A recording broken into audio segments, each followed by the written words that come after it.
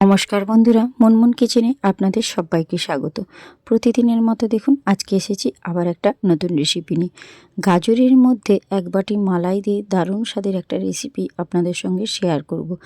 এক বাটি মালাই আর গাজর দিয়ে যে এত সুন্দর একটা রেসিপি বানানো যায় সেটা আপনারা জানলে অবাক হয়ে যাবেন। তো সম্পূর্ণ রেসিপিটি আপনারা দেখুন, আর ভালো লাগলে ভিডিওটি প্রচুর প্রচুর শেয়ার করে দেবেন।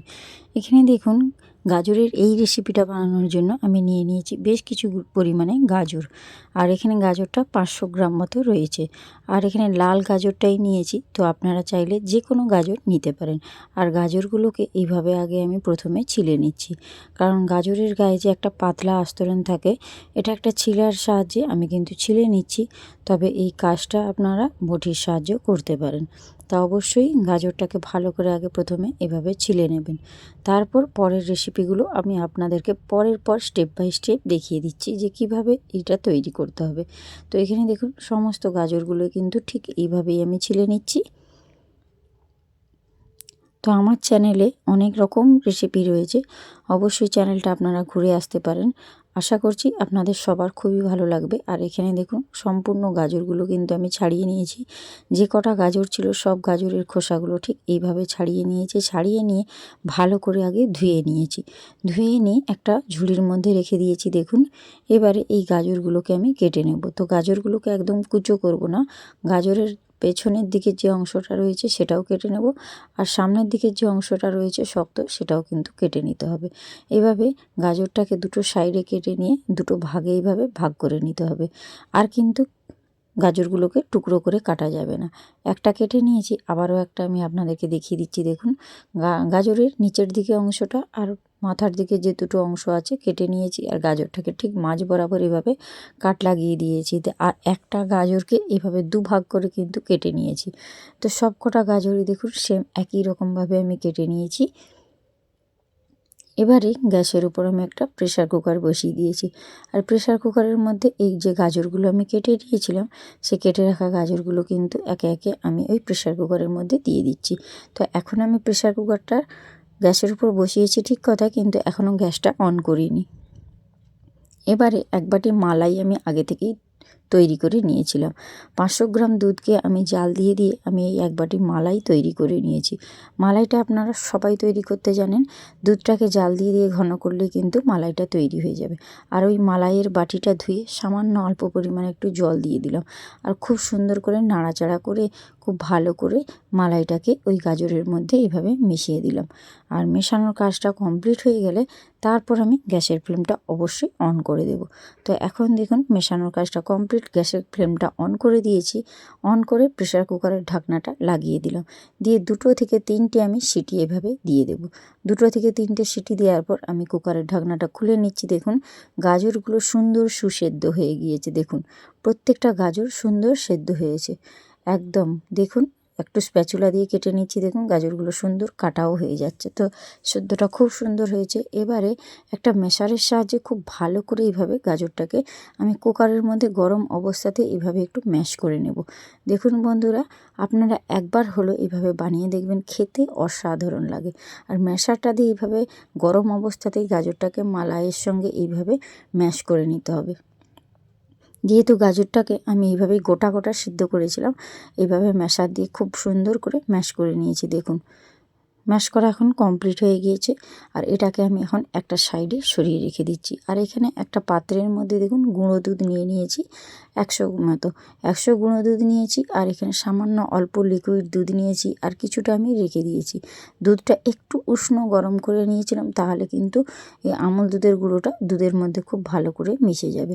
তার জন্য খুব গরম নয়, উষ্ণ গরম দুধ দিয়ে আমি কিন্তু আমুলের গুঁড়ো দুধটা দিয়ে দুধটাকে আগে প্রথমে এইভাবে ঘন করে নিলাম। আমুল দুধের গুঁড়ো দিয়ে কিন্তু আমি প্রথমে দুধটা যে তৈরি করেছিলাম পুরোটাই দেইনি, একটু রেখে দিয়েছিলাম, বাকি যে একটু রেখেছিলাম ওটাও দিয়ে দিলাম। দিয়ে আমি খুব ভালো করে দুধের সঙ্গে এই আমুল দুধটা দিয়ে গুলিয়ে নিলাম। তো আমি এখানে রাবড়া তৈরি করব। তো রাবড়া তৈরি করার জন্য আমি গ্যাসের উপর একটা ননস্টিক কড়াই বসিয়ে তার মধ্যে দিয়ে দিয়েছি সামান্য অল্প পরিমাণে ঘি। আর ঘিটা সুন্দর গরম হয়ে গেলে আমি এর মধ্যে কিছু কাজু বাদাম একদম কুচো করে রেখেছিলাম, সে কোচানো কাজু বাদামগুলো প্রথমে ভেজে নিচ্ছি। কাজুটা ভাজতে খুব একটা বেশি সময় লাগবে না বন্ধুরা। লো টু মিডিয়াম ফ্লেমে রেখে কাজুটাকে খুব সুন্দর করে একটু ভেজে নিয়েছি, আর সামান্য অল্প একটু কিশমিশ দিয়েছি। আর কাজু কিশমিশটাকে খুব সুন্দর করে একদম লো ফ্লেমে রেখে লাল লাল করে একটু ভেজে নিচ্ছি। আর আমি যেহেতু রাবড়াটা তৈরি করব, তার জন্যই কিন্তু প্রথমে আমি কাজু কিশমিশটা ভেজে নিয়ে তুলে নিচ্ছি। আর ওই ঘিয়ের কড়াইতেই কিন্তু আমি রাবড়াটা তৈরি করে নেব। তার জন্যই আমি আমল দুধের গুঁড়ো দিয়ে আমি কিন্তু প্রথমে দুধটা রেডি করে নিয়েছি। আর আমল দুধের গুঁড়ো দিয়ে আমি আগে দুধটা তৈরি করে নিয়েছিলাম। এবার ওই ঘিয়ের কড়াইতে আরও একটু 1 চামচ ঘি দিয়ে দিলাম। ঘিটা দিয়ে খুব ভালো করে ঘিটা গলে গেলে আমি যে দুধটা রেডি করে রেখেছিলাম আমল দুধ মিশিয়ে, সেই দুধটা এখন সম্পূর্ণটাই এখন কড়ার মধ্যে দিয়ে দিলাম। আর দেখুন এইভাবে একবার বানিয়ে দেখবেন, খেতে একেবারে অমৃত লাগবে। আর এইভাবে দেখুন রাবড়াটা তৈরি করতে হলে জাল দিয়ে দিয়ে কিন্তু দুধটাকে একেবারে ঘন করে নেবেন, দেখবেন সুন্দর রাবড়াটা তৈরি হবে। আর এখানে এইভাবেই দেখুন লো টু মিডিয়াম ফ্লেমে দিয়ে গ্যাসের ফ্লেমটা রেখে এইভাবে ঘন ঘন নাড়া দিতে থাকলেই দেখবেন দুধটা যে পরিমাণ রয়েছে একেবারে কিন্তু শুকনো শুকনো হয়ে রাবড়াটা তৈরি হবে। দুধটা যত দেখবেন এইভাবে জাল দেবেন, দুধটা ক্রমশ ঘন হতে থাকবে। দেখুন এখন দেখুন দুধটা অনেকটা কিন্তু ঘন হয়ে গিয়েছে। আর অনবরত কিন্তু এখন নাড়া দিতে থাকতে হবে, কারণ তলায় কিন্তু ধরে যেতে পারে। আর অনবরত নাড়া দিয়ে এভাবে কিন্তু জাল দিতে দিতে দেখুন রাবড়াটা সুন্দর আমার তৈরি হয়ে এসছে। আরও একটু কিন্তু জাল দিয়ে দুধটাকে আরও কিন্তু শুকনো শুকনো করে নিতে হবে, তবেই পারফেক্ট রাবড়া তৈরি হবে। আর অবশ্যই গ্যাসের ফ্লেমটা একদম লো ফ্লেমে রেখে এই রাবড়াটা আপনারা তৈরি করবেন। এখন দেখুন সুন্দরভাবে পারফেক্ট রাবড়াটা আমার তৈরি হয়ে গিয়েছে। গ্যাসের ফ্লেমটা আমি একেবারে বন্ধ করে দিয়েছি। আর এই রাবড়াটা আমি তুলে নিচ্ছি একটা বাটির মধ্যে, কারণ এটা আমার পরে কাজে লাগবে।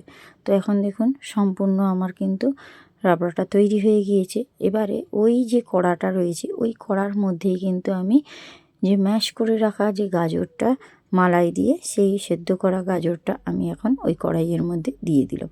আর খুব সুন্দর করে ঘোটানাটা করে এখন কিন্তু আমি এই গাজরটাকে নাড়াচাড়া করে নিচ্ছি। আর এখন দেখুন গাজরটা একটু নাড়াচাড়া করে নেওয়ার পর এর মধ্যে আমি দিয়ে দেবো 1 চামচ পরিমাণে ঘি। আর ঘিটা দিলে ঘিয়ের একটা সুন্দর সুবাস বেশি আসবে, খেতে অমৃত লাগবে। আর ঘিটাকে দিয়ে খুব ভালো করে আবারও নাড়াচাড়া করে নিচ্ছি।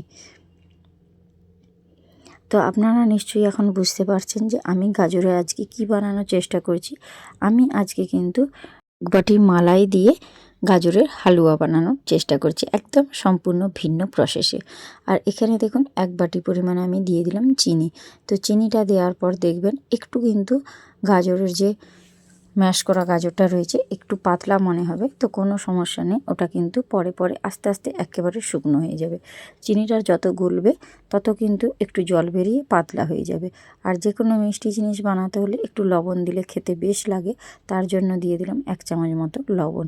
আর এইভাবে নাড়াচাড়া করতে করতে দেখবেন এক্সট্রা যে জলটা বেরিয়েছে ওটা কিন্তু একেবারে শুকনো হয়ে যাবে। সেই সময় পর্যন্ত কিন্তু আমাদেরকে একটু ওয়েট করতে হবে। আর চিনিটা গলে যেয়ে একদম শুকনো শুকনো হয়ে যাওয়া পর্যন্ত একটু অপেক্ষা করছি। আর এইভাবে দেখুন গাজরটাকে নেড়ে চেড়ে মোটামুটি একটু যখন দেখুন এই যে জলটা বেরিয়েছিল শুকনো হয়ে এসেছে, তখন আমি ভেজে রাখা কাজু আর কিশমিশটা এর মধ্যে দিয়ে দিলাম। দিয়ে গাজরের সঙ্গে আবারও খুব ভালো করে নাড়াচাড়া করে মিশিয়ে নিচ্ছি। আর গাজর আর চিনিটাকে দিয়ে এইভাবে নাড়াচাড়া করার সাথে সাথে দেখুন গাজরের কালারটা কিন্তু অনেক সুন্দর এসেছে। আর এইভাবে দেখুন নাড়াচাড়া করতে করতে যখন চিনিটা শুকনো শুকনো হয়ে এসেছে, তখনই কিন্তু এর মধ্যে দিয়ে দেব যে তৈরি করে রাখা যে রাবড়াটা, সেই রাবড়াটাকে দেওয়ার পর এবারে খুব ভালো করে একটা স্প্যাচুলা দিয়ে মিশিয়ে নিচ্ছি ওই গাজরের মধ্যে। একবার এই রকম ইউনিক স্টাইলের গাজরের হালুয়াটা খেয়ে দেখবেন বন্ধুরা, স্বাদ একেবারে মুখে লেগে থাকবেন। আপনারা তো গাজরের হালুয়া অনেক রকমভাবে খেয়েছেন, একবার আমার মতো বানিয়ে দেখবেন। আশা করছি আপনাদের খুবই ভালো লাগবে, আর স্বাদ যেন একেবারে অমৃত লাগবে, একদম মুখে লেগে থাকবে, এটা আমি গ্যারেন্টি দিয়ে বলছি। তো দেখুন রাবড়াটাকে দিয়ে সুন্দরভাবে এইভাবে ঘোটানাটা করে মিশিয়ে নিতে একদম কালারটা অসাধারণ এসে গেছে। দেখুন একদম পারফেক্ট গাজরের হালুয়া কিন্তু এখন রেডি হয়ে এসেছে। এবারে এই পর্যায়ে কিন্তু আমি একটু সামান্য এলাচের গুঁড়ো দিয়ে দিলাম। একটা ছোট সাইজের এলাচ ছিল, এলাচটাকে কিন্তু সুন্দর গুঁড়ো করে নিয়েছি। আর গুঁড়ো করা এলাচটা এর মধ্যে দিয়ে দিলাম, তাহলে একটা ফ্লেভারটা খুব সুন্দর আসবে। এখন আমি গ্যাসের ফ্লেমটা টোটালি বন্ধ করে দিয়েছি। আমার গাজরের হালুয়া একেবারে রেডি। আমি দেখুন একটা প্লেটে পরিবেশন করেছি, দেখতে কত সুন্দর লাগছে। এবারে আমি একটু হালুয়াটাকে ডেকোরেশন করে নিচ্ছি। এটা আমার পছন্দ অনুযায়ী, তো আপনারা আপনাদের পছন্দ মতো অবশ্যই এরকম ডেকোরেশন করে নিতে পারেন।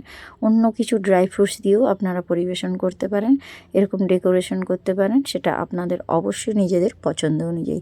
তো আজকে দেখুন আমি কাজু আর কিশমিশ দিয়ে এই হালুয়াটাকে সাজিয়েছি, দেখতে কতটা সুন্দর হয়েছে, দারুণ লোভনীয় হয়েছে। এক বাটি মালাই দিয়ে এই গাজরের হালুয়া একবার হলেও ট্রাই করবেন, তারপর আমাকে কমেন্ট বক্সে কমেন্ট করবেন যে কেমন হয়েছে। তো আজকে আসি, টাটা, বাই বাই।